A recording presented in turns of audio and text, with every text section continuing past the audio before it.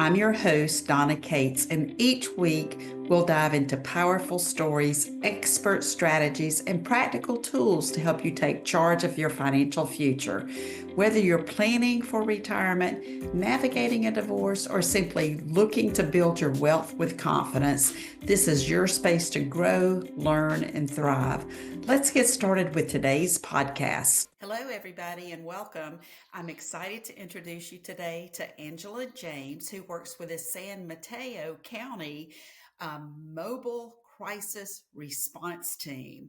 And I am very eager, Angela, to delve deep into your career journey now. So, if you would kindly give us about a 90-second overview of the work that you do and how you got into it, I'd appreciate it. Absolutely.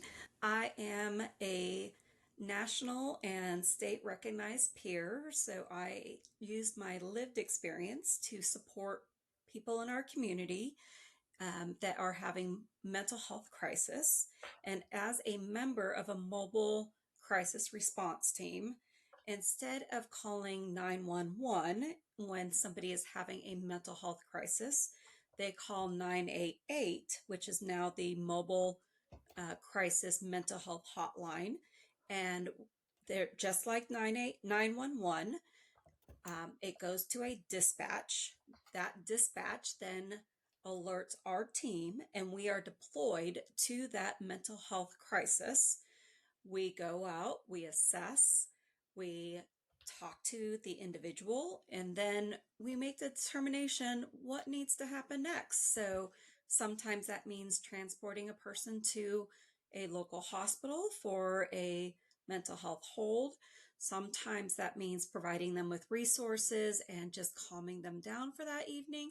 Sometimes that means, getting other services involved, whether that be law enforcement or EMS services.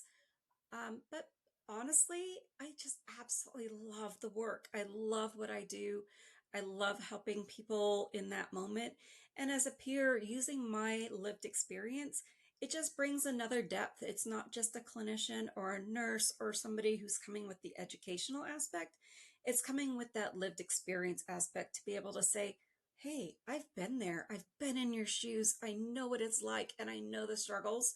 So here, let me help you in a way that is boots on the ground and knowing just how difficult life can be. Wow. So, a couple of things. Number one, I've never heard of the 988. I'm curious, is that just in your area or is that a nationwide thing? It's nationwide. It got started about 2 years ago, so is nationwide. Calling 988 is just like calling 911, and it's definitely a nationwide federal thing.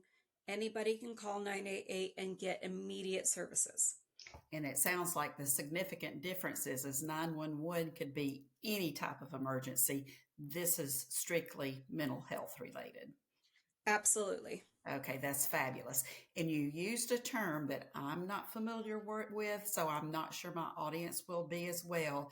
You've talked about you use the term peer. Tell us a little bit more about what that means and the role. Absolutely. No problem. Yes, so peers are a newer term in the mental health field. In fact, it's been a growing workforce. I specifically am a family peer, but there are numerous types of peers. So there are adult peers that work specifically with adults. There are veteran peers that work predominantly with veterans. There are youth peers, so they're young adults that are working predominantly with our young adult field. Myself, I have a specialty in working with families that have disability, medical, life altering, life ending conditions. But it is a growing workforce. In fact, right now at the national level, there is a Peer Act that has been brought in front of the senators and Congress and everything to move this whole thing forward. But we are growing with SAMHSA and the mental health network. So peers are people with lived experience. So we have either SUD, so it's substance use disorders, or mental health conditions that we have worked through ourselves, or family members, or children, or, you know, some kind of connection to mental health or substance use disorders, and have met the challenges. So we have never navigated systems, we've utilized resources, we have had to combat all the challenges and difficulties of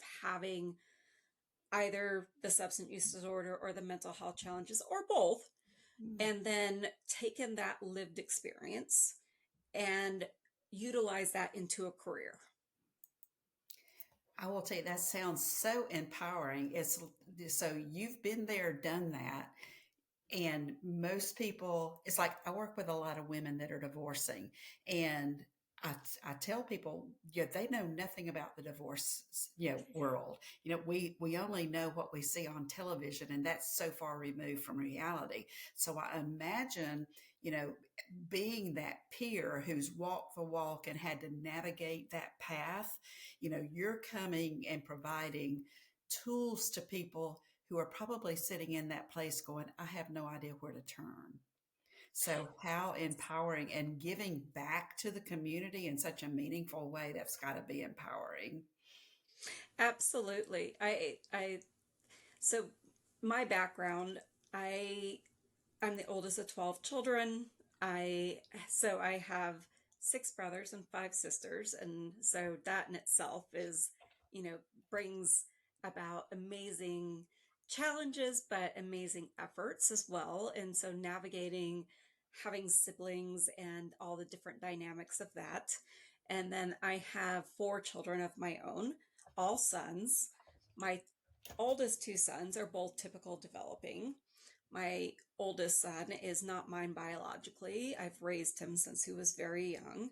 So navigating the dynamics of having a biological parent that's a bit estranged, but the process of family court and all of that, and his own mental health challenges because of the bit of estrangement and everything.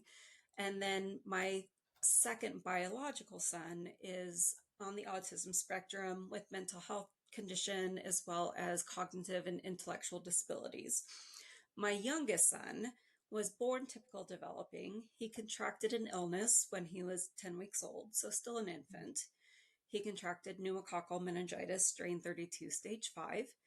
And unfortunately, from that, it resulted in a traumatic brain injury, so a TBI. And then from that, he developed hydrocephalus, CVI, API, CP, so cerebral palsy. These are a bunch of terms that probably just mean a bunch of different things, but some people get to have a baby for a very short period of time. I got to have a baby for his entire life. He stayed a baby. He required a lot of hospitalizations. He required a lot of surgeries. So I was raising two very typical sons who required sports and drama clubs and needed a lot of, peer relationships and school and everything else. I was raising a son with mental health challenges and autism and special therapies and support at school with IEPs. And I was raising a son that required a wheelchair and going to the hospital and different therapies and services.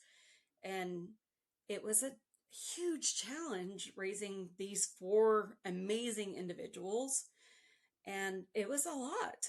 My youngest son died in 2013 at the age of 11.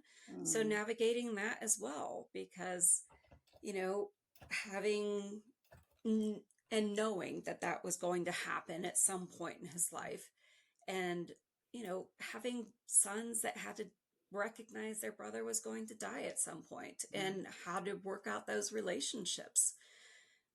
So it required a lot of resources and a lot of support and a lot of community relationships, and obviously relying on different services and insurance and the mental health aspect of all of it. And we weren't rich because there's a lot that gets involved in all of that.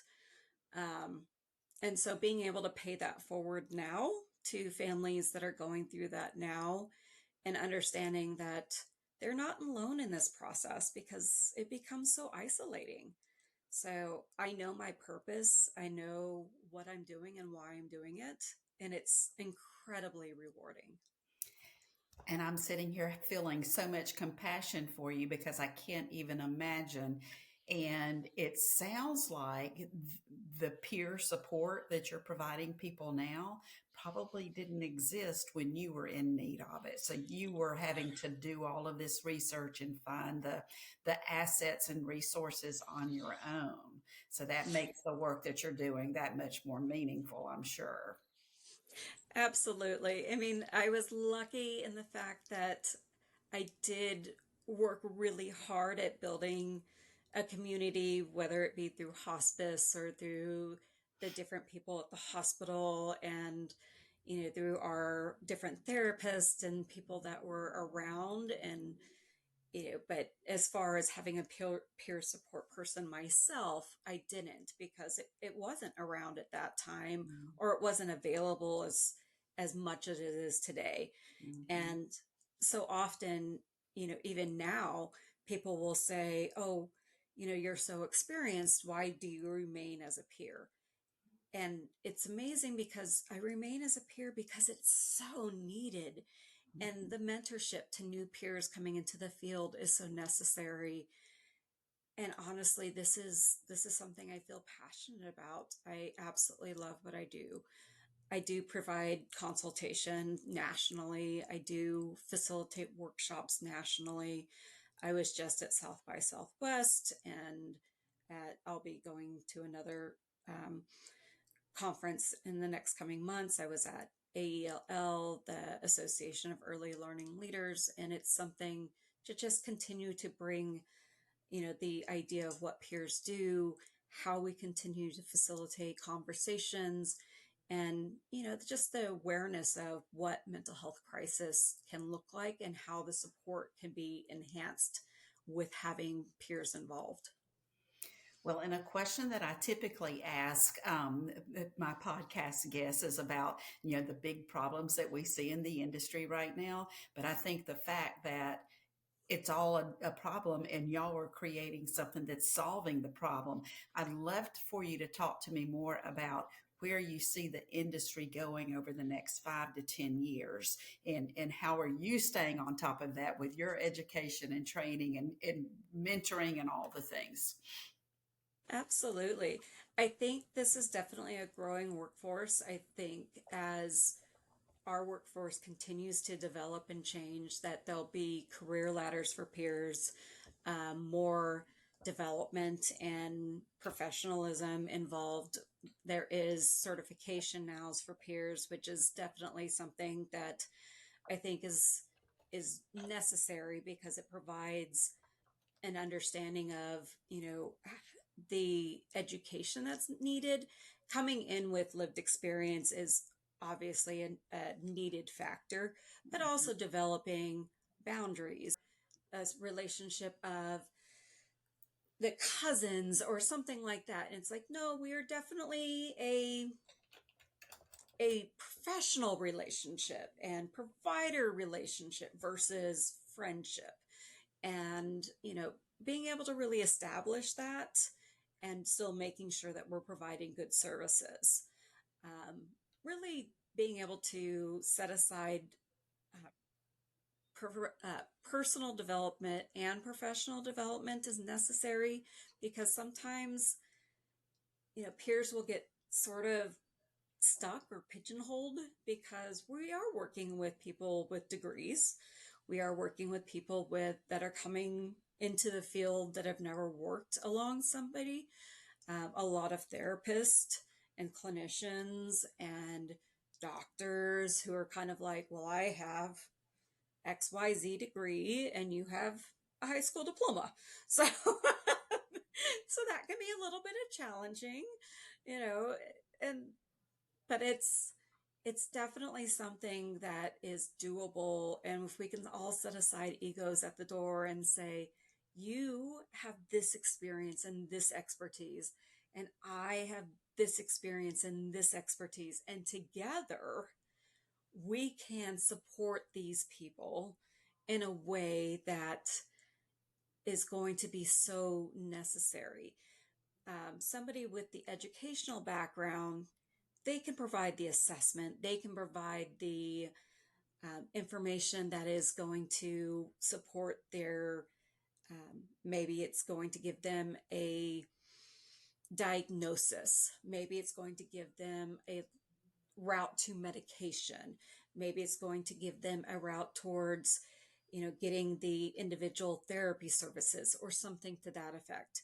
Somebody like me who's a peer can give them a network to navigating the services that are necessary, navigating the insurance, giving them resources to housing, food, social services, court services, whatever that may be. Or even just being able to pick up on some of those stabilization insights. Mm. Uh, Sometimes a therapist may never have been, hungry to the point where they've had to, rely on, food from a church. Or when they walk into a home, they might not pick up on the simple signs: dishes in the sink, laundry sitting in the corner, somebody who's hasn't bathed in a few days. Those are simple signs where somebody like me who's lived in those moments is going to look around and be like, yep, I see that. Yep, I can see that too. Yep. Oh, and I can ask those questions like, hey, I see you've got, some dishes over there. Are you struggling with those kinds of things? Or is it a physical task you're struggling with, or is it just too much? Mm. And they're going to feel a little bit more comfortable with those conversations versus a clinician who's might not even might not even pick up on it. Mm. So um, it's definitely something in the next 5 years you'll see more and more of in different aspects of not just mental health, but most likely also in the medical field. That is so fascinating. And as you were describing the different people that serve in this position, knowing that there's plenty of room in the sandbox for everybody because you've got everybody comes to the table with different experience and expertise. So I love the idea that, somebody that might be a high school dropout versus a PhD, they're all working together. That's the way everything should be. So kudos to you guys for acknowledging that and providing the training to set up appropriate boundaries so that as you're doing that kind of work, you're protecting yourself as well. I think that's really important. Coming from a vulnerable space to begin with, even though you're in the giving mode, you still have to kind of be protected. That's so awesome. Well, and it sounds like a great movement, and I'm just tickled to death to know about it. And I'm kind of embarrassed that I wasn't already aware. But that's why you're doing what you do, so that we can get the word out. So hopefully we're helping the cause there. Well, I want to shift gears just a little bit, and let me ask you this question: if you could have lunch with any person in the world, living or deceased, who would you choose to have that lunch with, and why? Oh my, there's so many different people that I could probably pick from. Um,